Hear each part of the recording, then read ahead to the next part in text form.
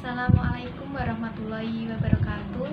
Saya akan membacakan salah satu cerpen yang berjudul Sepotong Cinta Dalam Diam, karya Asma Nadia. Perempuan, kau pasti tahu sakitnya cinta yang tak terkatakan. Cinta yang hanya mau didekap dalam bungkam. Kata orang bahkan diam berbicara tidak menurutku. Hal itu tidak berlaku dan dalam cinta. Sebab cinta harus diekspresikan dan pantang di bawah diam.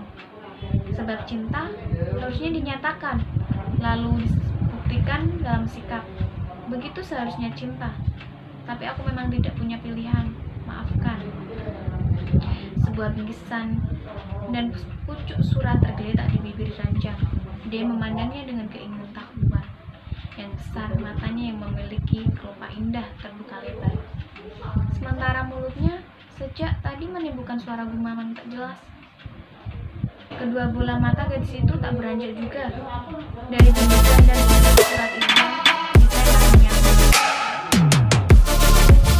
Paket kesasar. Kalau boleh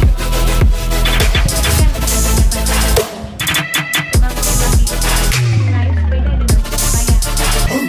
Dia tidak mengerti keras mengantar surat hanya dengan sepeda. Sementara tukang pos yang lain telah menggunakan kendaraan beralih dengan sepeda motor. Buat siapa, Pak? Kok nggak ada namanya, Pak? Yakin buat di sini? Jalan Kebon 0 Gang 1 nomor 10A Kemayoran, Jakarta Pusat. Masih dengan segudang rasa penasaran, dia membawa langkahnya masuk ke dalam rumah sambil menenteng paket dari Pak Pos barusan. Lalu gadis berusia 23 tahun itu menjatuhkan paket di tangannya ke sofa. Tempat 3 gadis lainnya sedang asyik menonton TV. Ketiganya lalu mengalihkan pandangan kepada D yang barusan menjatuhkan badan ke sofa. D, paket siapa ini? Kok nggak ada namanya pengirimnya? Boro-boro pengirim. Nama yang dituju aja nggak ada. Aneh kan? Andra, Ita, dan Ani mengangguk. Memang aneh. Dia menjatuhkan badannya lagi tertawa gili sendiri. Tidak lucu. Pengirimnya pasti memang ingin membuat bingung kita. Ia tak mendengar suara detak jam dalam bingkisan. Aman. Kita buka saja. Kita nggak bisa membuka paket yang bukan untuk kita. D, itu namanya lancang dan tidak amanah. Kalau begitu, kita buka, terus kita bungkus lagi gimana? Siapa tahu penjelasannya ada di dalam bingkisan itu. Itu juga nggak boleh, deh. Kita nggak boleh membuka bingkisan ini kecuali memang yakin milik kita. Siapa tahu paket ini nyasar ke alamat sebelah. Mungkin saja kan pengirimnya salah menulis alamat. Ya memang mungkin. Jadi gimana dong? Kita biarkan dulu 3 hari. Lihat-lihat siapa tahu Pak Pos kembali dan mengatakan paket itu salah alamat. Simpan saja sementara ini, oke? Dia yang rasa penasaran sudah melewati umbun-umbun. Sebab tidak rekannya, maka beramai-ramai mereka menaruh paket misterius itu ke atas lemari, lalu memandangnya lama. Bingkisan coklat dan amplop berisi surat tergeletak terlentang. Beberapa amplop lagi barusan muncul dari dalam bingkisan yang sobek. Dia memandangnya dengan penasaran, ingin tahu yang lebih besar.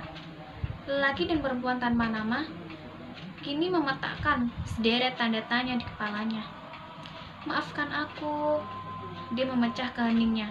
Tapi tidak mungkin berharap kemajuan hanya dengan menunggu 3 hari lebih. Surat itu indah, kalian harus membacanya. Dia kembali memancing. Andra bangkit berjalan mondar-mandir, tak melirik surat yang bagian pinggirnya sudah disobek. Dia sungguhnya menyebalkan. Masalahnya kita nggak berhak, deh. Aku bukannya nggak penasaran. Surat ini kalau benar indah seperti kamu, surat ini kalau benar indah seperti katamu, hanya milik satu orang, membacanya lebih dulu aku mengurangi rasa hormat kita terhadap milik dan pembuatnya. Tapi ia tak bisa bergerak. Andra, Ita, dan Ani menatapnya dengan mata menukik. Sebuah bingkisan berwarna coklat dan beberapa pucuk surat, dia menatapnya tak berkedip. Siapa yang bisa memilih cinta? Siapa yang bisa memutuskan kapan kita harus hadir dan kepada siapa cinta harus tumbuh? Tak ada, sebab cinta adalah anugerah. Rahasianya yang unik barangkali tak selalu bisa dijelaskan. Aku mencintaimu, perempuan, tanpa keraguan, dan dengan keyakinan penuh aku menjatuhkan pilihan. Dan aku bukan lelaki yang gampang menyatukan pilihan atau mengubah pilihan yang telah dibuat. Aku adalah lelaki yang memilih dan sekaligus menerima resiko. Atas pilihan yang kubuat, tak ada kata mundur. Mereka bilang mustahil. Barangkali ada kebenarnya. Tapi bukankah Tuhan adalah tempat bagi semua kemustahilan?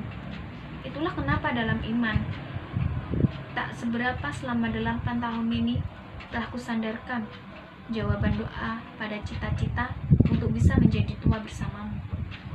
Adapun penantian panjang yang kulalui, biarlah menjadi bagian sejarah, betapapun sakit dan membuatku tersiksa. Memandangmu dalam realita memang perih. Luka di atas luka terseram cuka. Untunglah, pada malam-malam engkau milikku. 18 tahun meneropong kebahagiaanmu, melihat anak-anakmu tumbuh besar, memberi rasa aman.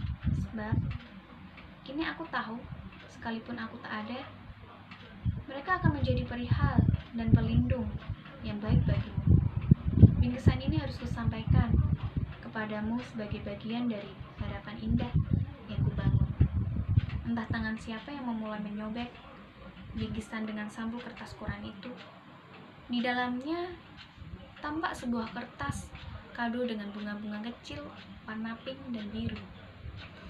Semua terpana. D menunggu persetujuan Andra, Ita, dan Anik.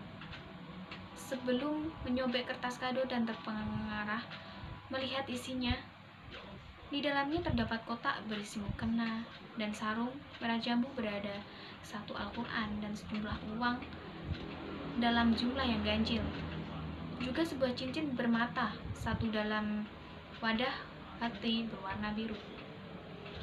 Dia merasa matanya berair. Anik menghapus air matanya yang mengalir deras. Sementara Ita dan Andra tak urung menitikkan butiran kristal serupa. Di dekat mereka surat-surat berbeda. Tahun tergeletak berantakan di lantai. Sebagian hurufnya ada yang pudar dan tak bisa dibaca. Sebagian lagi tertimpa air mata baru yang menetes dari keempat gadis yang meratapi kisah cinta yang melara dari lelaki tanpa nama untuk perempuan tanpa nama.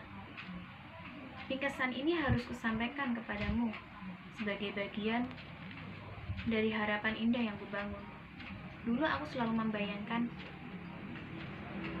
memberikannya langsung kepadamu sekaligus bersimpuh di lutut dan mengucapkan kata-kata lamaran yang layak dikenang dalam sisa hidup. Kata lamaran yang layak dikenang dalam sisa hidup, melamarmu dalam suasana suci ketika mencintaiku tidak lagi menjadi halangan bagiku. 18 tahun mencintaimu dalam waktu diam. Sebentar lagi mungkin habis waktuku, tapi tak pernah ku sesali dari ketika aku melihatmu di teras masjid. Terima kasih Tuhan atas cinta sekali yang kau beri. Sekian, terima kasih. Assalamualaikum warahmatullahi wabarakatuh.